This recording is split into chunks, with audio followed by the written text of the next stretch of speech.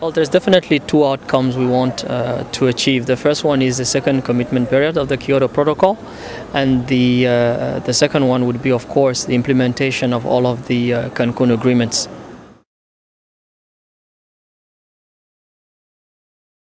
Well, the discussion for the second commitment period is the key players are clear.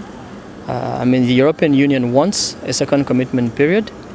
It's seeking to have a mandate to negotiate a legally binding treaty, which will cover all the major emitters, i.e., basic countries, and our engagement with the EU is to make sure that we have enough parameters set into place. In any case, if we were to have that mandate, this is, as I said, the mandate is now our position, but in the discussion, there's a lot of questions we want answered. The first one would be, would that new mandate cover adaptation, mitigation, finance, capacity building, technology? That's the first question.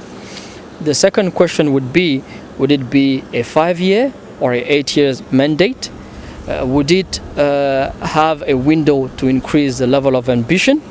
In terms of accounting rules, there's a number of things which needs to be done regarding LULUCF, land use, land change, forestry, and also we have to look at the principles and the provision of the convention. For instance, common but differentiated responsibilities, respective capabilities, and we have to be sure that all of those parameters are there to give us enough comfort that we can actually go forward. But at this point, this is just discussion. We're just seeking to have clarification from the EU on their position and on some of the very technical details of that. But in any case, we don't think right now that the problem the climate regime is facing is the legal form. We think that right now there's an ambition gap and there's a finance gap, and that the legal form per se does not address an increase of that gap in terms of emission reduction commitment coming on the table, nor does it address the finance. But if we're not mindful, we might add a third gap, which will be the legal one. And this is really something very important for Africa. We only have 48 hours of negotiations. We can negotiate 24 hours a day. We have 48 hours, but we need to be mindful that we have two gaps. Let's not create a third gap. And the Kyoto Protocol is the only legal instrument we have, and we want to keep it, and we have to keep it. The European Union is really keen to have a second commitment period. They've announced a number of technical issues which needs to be addressed, and this is exactly what this group is doing. We had today a bilateral with the EU at the head of delegation level, and this will continue so that we can really work together and have that.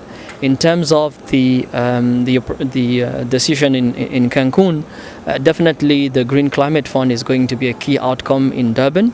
The Transitional Committee did a good work in terms of having an instrument, a draft instrument report, and we're working on that again to finalize that document and make sure that it has our inputs in there.